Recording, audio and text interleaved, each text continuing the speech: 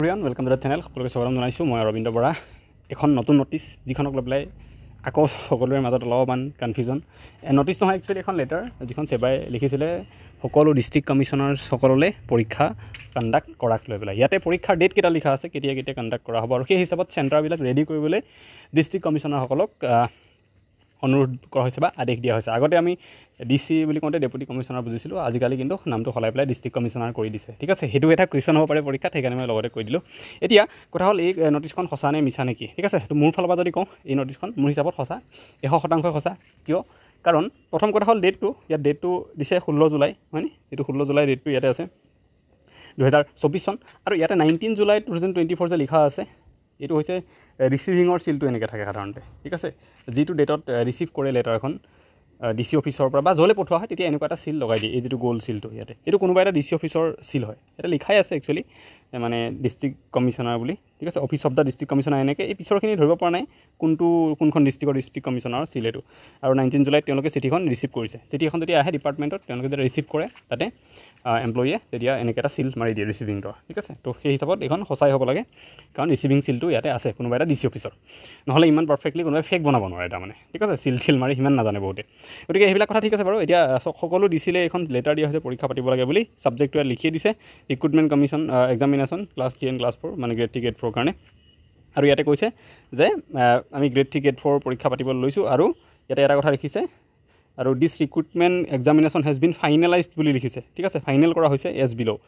এতিয়া আমি চাম কি হিচাপত ফাইনেল কৰা হৈছে কোন ডেটত আৰু সেই হিচাপত যদি চাওঁ আমি তেতিয়াহ'লে আমি তলৰ পৰা যাম ঠিক আছে ক্লাছ 8 লেভেলৰ পৰা আমি একদম গ্ৰেজুৱেটলৈকে কথা পাতিম ঠিক আছে 8ৰ কেতিয়া হ'ব 10 লেভেলৰ কেতিয়া হ'ব 12ৰ কেতিয়া আৰু ডিগ্ৰী লেভেল কেতিয়া আৰু ড্ৰাইভাৰৰ কেতিয়া লাষ্টত আমি তেনেকৈ পাতিম ঠিক আছে গতিকে আমি যদি চাওঁ grade 4 HS level HSLC level আৰু 8 লেভেল যি আছে দুখন পেপাৰে একেদিনাখনেই হ'ব এইটো হ'ব 27 অক্টোবৰত 27 অক্টোবৰ 2024 ইয়াতে কৈছে পেপাৰ 1 তাৰমানে আমাৰ যিখন এইচএছএলচি লেভেল আৰু পেপাৰ 2 যিখন 8 লেভেল এই দুখন একেদিনাখনেই হ'ব ঠিক আছে আমাৰ আগবেলা পিছবেলা তেনেকৈ হৈ যাব ঠিক আছে 10 লেভেলৰ যিখন আছে মেট্ৰিক লেভেলৰ এখন গ্ৰেড 4 সেইখন হ'ব আমাৰ আগবেলা ফাৰ্ষ্ট হাফ ইয়াতে লিখিছে আৰু সেকেন্ড যেটো হায়াৰ সেকেন্ডাৰী মানে আমাৰ 8 লেভেলৰ যিখন আছে সেইখন আমাৰ পিছবেলা হ'ব 27 অক্টোবৰত ওকে তো এইটো হ'ল আমাৰ গ্ৰেড 4 এটা গ্ৰেড 3 ইয়াতে ক্লাছ 3 কথা লিখা আছে তো ক্লাছ 3 কেতিয়া হ'ব ক্লাছ 3 পৰীক্ষা দুদিন হ'ব ঠিক আছে দুদিন হ'ব এদিন হ'ব যিদিনাখন অকল হায়াৰ সেকেন্ডাৰী লেভেলৰ হ'ব মানে আমাৰ যেটো 12 লেভেলৰ যিখিনি পোষ্ট আছিল ঠিক আছে সেইখিনি পেপাৰ 3 যিখনৰ নাম 15 ছেপ্টেম্বৰ তাৰিখে হ'ব ইয়াতে লিখিছে ক্লাছ 11 লেভেল ঠিক আছে হাই সেকেন্ডাৰী লেভেলৰ সেইদিনাখন হ'ব ওকে সেইদিনাখন এটাই পৰীক্ষা হ'ব আকৌ 29 ছেপ্টেম্বৰ তাৰিখে আমাৰ মেইন পৰীক্ষাটো যেটো বহুতে এপিয়াৰ হ'ব গ্ৰেড 3 যেটো গ্ৰেজুৱেট লেভেল পৰীক্ষা সেই পৰীক্ষাটো হ'ব কেতিয়া 29 ছেপ্টেম্বৰ 2024 চনত ঠিক আছে আৰু ইয়াতে bachelor degree level post okay first half আগবেলা হ'ব পেপাৰ ঠিক আছে আৰু পিছবেলা সেইদিনাখন কি পৰীক্ষা হ'ব 29 ছেপ্টেম্বৰতে ড্ৰাইভাৰ পোষ্টৰ যিখিনি আছে তেওঁলোকৰ সেকেন্ড হাফত সেইখিনি হ'ব ঠিক আছে এতিয়া গোটেইখিনি কথা আমি গম পালোঁ আমাৰ যিসকলে গ্ৰেড 4 পেপাৰ গ্ৰেড 4 এপ্লাই কৰিছে দুটাতে 8 আৰু 10 তেওঁলোকৰ কাৰণে পৰীক্ষাৰ ডেট হ'ব তেনেকৈ হ'লে 27 অক্টোবৰ তাৰিখে আৰু যিসকলে আমাৰ গ্ৰেড 3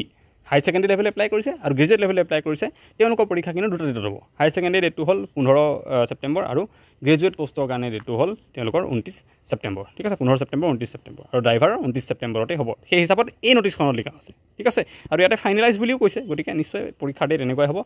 আৰু যেটো আটাইতকৈ চৰ্চিত পৰীক্ষা যেটো আমাৰ গ্ৰেজুৱেট লেভেল য'ৰ পৰা আমাৰ ভাল পোষ্টবিলাক হয় ইয়াতে আটাইতকৈ ভাল পোষ্টখিনি ইয়াতেই আছে বহুত ভাল লেভেলৰ পোষ্ট আছে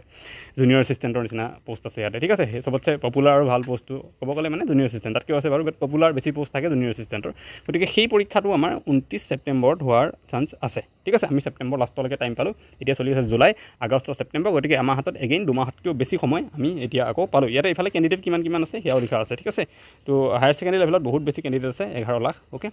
আমাৰ যদি আমি গ্ৰেড ডিগ্ৰী লেভেলত চাওঁ এপ্লাই কৰা মানুহৰ সংখ্যা 5 লাখ গতিকে তেনেকুৱাকৈ গোটেই নাম্বাৰখিনি ইয়াতে ছাইডত ইয়াতে নাম্বাৰ অফ কেণ্ডিডেটছ দিয়া আছে ওকে এইখিনিয়ে কথা বাকী ইয়াতে কিছুমান ইনষ্ট্ৰাকশ্যন দিয়া আছে এক্সাম চেণ্টাৰক লৈ পেলাই যে CCTV থাকিব লাগিব বাউণ্ডেৰী ৱাল থাকিব লাগিব এখন বেঞ্চত 3জনকেও বহাব এবাৰ ঠিক আছে আগতে 2জন বহাইছিলে এখন বেঞ্চত এতিয়া 3জনকেও পাৰিলে বহাবলৈ কৈছে তো তেনেকুৱাকৈ পৰীক্ষাবিলাক হ'ব ওকে সেই কথাবিলাক ইয়াতে লিখা আছে বা বাকী বিশেষ ইমান নাই তো এইখন আছিল নটিছ মই কৈ দিলোঁ এতিয়া মই এগেইন কৈছোঁ যে যিখিনি দেখিছোঁ ইয়াতে যেনেকৈ চিল মৰা আছে ইমান ধুনীয়াকৈ ৰিচিভিঙৰ চিল সেই হিচাপত এখন ফেক নহয় ইমান ফেক বনাব নোৱাৰে সঁচাই হ'ব এখন ঠিক আছে সঁচা হ'ব লগা আছে তথাপিও আমি অফিচিয়েল ডেট অহালৈকে ৱেইট কৰিম ঠিক আছে এতিয়া পৰা আমি মানি চলিম যে 29 ছেপ্টেম্বৰত আমাৰ যেটো গ্ৰেড 3 গ্ৰেজুৱেট পৰীক্ষাটো হ'ব আৰু আমাৰ 15 ছেপ্টেম্বৰত আমাৰ হাই ছেকেণ্ডেৰী লেভেলটো হ'ব আৰু গ্ৰেড 4 আমাৰ কিমান হ'ব 27 অক্টোবৰত আমি এতিয়ালৈকে সেইটো মানি আছিলোঁ আৰু এইটোৱে চান্স পূৰা 100% হোৱাৰ চান্স এইটোৱে আছে তথাপিও অফিচিয়েলি আমি ডেটটো পোৱালৈকে আহিলে চেঞ্জ হ'বও পাৰে অলপমান ঠিক আছে ইয়াতকৈ আগত বাৰু নহয় এনেকুৱাতে হ'ব নহ'লে পিছতো হ'ব পাৰে ঠিক আছে তো একো নাই ছেপ্টেম্বৰতে পৰীক্ষা হ'ব এইটো টেনশ্যন ল'ব লগা নাই কোনো ঠিক আছে আমাৰ সেই পৰীক্ষাটোৰ কাৰণে এডিআৰি আমি এটা মক টেষ্ট প্ৰিপেয়াৰ কৰিছিলোঁ আমি 15জনমান মানুহ আছিলোঁ যোনে যোৱাবাৰ এডিআৰি পাছ কৰি পেলাই বিভিন্ন ঠাইত চাকৰি কৰি আছে তেওঁলোকে মিলি পেলাই আমি কি কৰিছিলোঁ এটা মক টেষ্ট চিৰিজ বনাইছোঁ য'ত 4টা মক টেষ্ট থাকিব কেইটা 4টা আৰু গোটেইকেইটা কেনেকুৱা মক টেষ্ট হ'ব ফুল লেংথ মক টেষ্ট ঠিক আছে এইটো আপোনালোকে দেখিছে ফুল লেংথ মক টেষ্ট মানে 100টা কুৱেশ্যন চবতে থাকিব তাতে আৰু যোৱাবাৰ এডিআৰি যিখন গ্ৰেড 3 পেপাৰ আছিলে গ্ৰেজুৱেট লেভেলৰ সেইখন হিচাপত বনোৱা হৈছে তাত যেনেকৈ কুৱেশ্যন আহিছিলে আমি তেনেকৈ বনাইছোঁ মই এবাৰ দেখামো বাৰু আৰু মই মেইনলি কওঁ তাতে আমাৰ কি হৈছিলে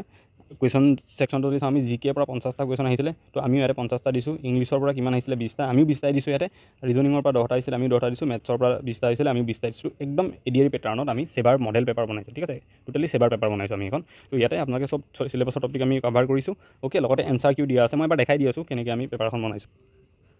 তো এখন আমাৰ ডেমো মক টেষ্ট আছিলে ঠিক আছে এনেকুৱাই মক টেষ্ট আমি এটা ইয়াতে দেখাই দিছোঁ এনেকুৱা আৰু 3টা আছে টোটেল 4টা ঠিক আছে আমি এইটো আমাৰ টেলিগ্ৰাম চেনেলতো ফ্ৰীকৈ এইটো মক টেষ্ট দিয়া আছে আপোনালোকে অলপ আগলৈ বিচাৰিলে পাই যাব ফেব্ৰুৱাৰী 25 নে 26ত আমি ৰিলিজ দিছিলোঁ তেতিয়া ডেটত সেইখিনি সময়ত আপুনি এইটো আমাৰ টেলিগ্ৰামত পাই যাব টেলিগ্ৰামটো ছেইম নামত আছে ইউটিউবত যিটো নাম আছে একে এই লগটো দি পেলাই আমাৰ টেলিগ্ৰামত এই মক টেষ্টটো দি থোৱা আছে আপোনালোকে যদি চাই পেপাৰখন পাই যাব মই দেখাই দিছোঁ এবাৰ এনেকৈ আমি দিছোঁ ঠিক আছে ইয়াতে সকলো ইনষ্ট্ৰাকশ্যন লিখা আছে 175 মাৰ্কছ আছে 1.75 আছে 2 ঘণ্টা যোৱাবাৰ যেনেকুৱা আছিলে চব তেনেকুৱা আমি বনাইছোঁ ঠিক আছে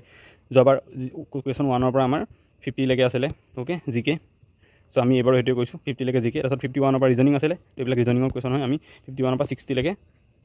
ৰিজনিঙৰ কুৱেশ্যন দিছোঁ 61ৰ পৰা মেথছৰ কুৱেশ্যন আছিলে যোৱাবাৰ আমিও ছেইম 61ৰ পৰা মেথছৰ কুৱেশ্যন দিছোঁ এনেকৈ ঠিক আছে তো 80লৈকে আছিলে আৰু 81ৰ পৰা একদম 100লৈকে আছিলে ইংলিছৰ কুৱেশ্যন আৰু ইংলিছত আহিছিলে এটা ৰিডিং কম্প্ৰিহেনশ্যন পেছেজ যিটো পৰা 10 মাৰ্কছ আহিছিলে বহুত দিন আমিও আমাৰ প্ৰতিখন পেপাৰ তেনেকুৱা এটা ৰিডিং কম্প্ৰিহেনশ্যন দিছোঁ তাৰ ওপৰত কুৱেশ্যন এইটো কুৱেশ্যন এনেকৈ কেইটা দিছোঁ আমি 10টা কুৱেশ্যন তাৰ ওপৰত দিছোঁ ঠিক আছে ইয়ালৈকে একদম 90লৈকে অ'কে আমি কুৱেশ্যন 10টা কুৱেশ্যন দিছোঁ তাৰপিছত বাকী ইংলিছ গ্ৰামাৰ ছেকশ্যন কুৱেশ্যন যোৱাবাৰ যেনেকুৱা পেপাৰ আছিলে এক্সেক্টলি তেনেকৈ দিছোঁ ঠিক আছে এখন OMR দিছোঁ যাতে আপোনালোকে ইয়াতে কি কৰিব পাৰে এখন প্ৰিণ্ট কৰি পেলাই OMR এনেকৈ গ'ল কৰি যাতে পূৰা এক্সামৰ নিচিনা ফিল ল'ব পাৰে তেনেকৈ আমি বনাই দিছোঁ আৰু তাৰপিছত লগতে ইয়াতে এনচাৰ কিউ দিয়া আছে এখন কোনটো কুৱেশ্যনৰ এনচাৰ কি শুদ্ধ হয় আমাৰ যেনেকৈ APSC এনচাৰ কি পাব্লিছ কৰে আমি তেনেকৈ সেবাই পেপাৰ নিচিনা বনাইছোঁ বাট সেবাতকৈ ভাল পেপাৰ বনাই দিছোঁ আমি সেবাৰ এনচাৰ কি দিয়াই নাথাকে আমি ইয়াতে দি দিছোঁ আপোনালোকে ল'ব পাৰে এইটো বিচাৰিলে যদি ল'ব বিচাৰে তেতিয়াহ'লে আমাৰ ইয়াত এটা স্কেনাৰ দিয়া আছে ঠিক আছে এইটো এটা স্কেনাৰ দিয়া আছে ইয়াতে আপোনালোকে স্কেন কৰিব পাৰে স্কেন কৰি পেলাই আপোনালোকে 99 ৰুপিজ পে' কৰিব লাগিব আমাক ঠিক আছে 99 ৰুপিজ পে' কৰিলে আপোনালোকক আমি দি দিম মক টেষ্টটো 99 ৰুপিজ পে' কৰিব লাগিব এইটো স্কেনত আৰু পে' কৰি পেলাই স্ক্ৰীনশ্বট যিটো থাকিব সেই স্ক্ৰীনশ্বটটো ইয়াত পঠাব ঠিক আছে এইটো হোৱাটছএপ নাম্বাৰ ইয়াতে পে'মেণ্টৰ স্ক্ৰীনশ্বটটো পঠাই পেলাই আপোনালোকে দিলে আপোনালোকে মক টেষ্টকেইটা পাই যাব অ'কে লগতে আমি ছেইম পেটাৰ্ণত SI মক টেষ্টটো বনাইছিলোঁ এটা ইয়াত ডিটেইলছখিনি লিখাই আছে আমি 3জন SI অলৰেডি ৰিটেন ক্লিয়াৰ কৰা কেণ্ডিডেটে মিলি পেলাই এই মক টেষ্টকেইটা বনাইছোঁ একেই চিৰিজ হয় আমি SI যি পৰীক্ষা আহি আছে এবাৰ হ'ব অ'কে কম দিনৰ ভিতৰতে এই 2024ৰ ভিতৰতে নৱেম্বৰ মানত SI পৰীক্ষাও হ'ব তো SI ৰিটেনৰ কাৰণে আমি এনেকৈ ছেইম 4টা মক টেষ্ট পূৰা SI পেটাৰ্ণ ফ'ল' কৰিছে এবাৰ মডেল পেপাৰ নিচিনা আমি বনাইছোঁ এক্সেক্টলি অ'কে এইকেইটা যেনেকৈ দেখালোঁ তেনেকুৱাই হয় আপোনালোকে SIটো ল'ব পাৰে ঠিক আছে বা কোনোবাই যদি দুটাৰ কাৰণে প্ৰিপেয়াৰ কৰিছে দুটাই লৈ পেলাই মক টেষ্টটো দি চাব পাৰে যে আপোনালোকে কিমান মাৰ্কছ পাইছে অ'কে এতিয়া যদি আপোনালোকে মাৰ্কছ কম পায় দুইখন পেপাৰতে যদি 70%তকৈ কম মাৰ্কছ পায় আপোনালোকে অলপমান আৰু কাম কৰিব লাগিব এই দুমাহে সময় আছে কিন্তু গতিকে এইটো বেষ্ট টাইম এবাৰ দি পেলাই চাই লওক কেনেকুৱা হয় যদি কমি আছে কিবাকৈ উঠাব লাগিব মাৰ্কছ নহ'লে আৰু পিছত এইটো চান্স নাহিব আকৌ কেতিয়া পোষ্ট ওলায় কেতিয়া কি হয় আমি গম নাপাওঁ ঠিক আছে যদি মক টেষ্ট ল'ব বিচাৰে ল'ব পাৰে আৰু কিন্তু এটা কথা ইম্পৰ্টেণ্ট মক টেষ্টটো আপোনালোকে পে'মেণ্ট কৰাৰ লগে লগে এটা কথা লিখি দিব যে আপোনালোকে কোনটো মক টেষ্টৰ কাৰণে পে'মেণ্ট কৰিছে SIটো নে ADRIটো এইটো কথা এবাৰ মেনশ্যন কৰি দিব তো আজিলৈ ভিডিঅ'টো ইমানে আকৌ নেক্সট ভিডিঅ'ত সোনকালে লগ পাম থেংক ইউ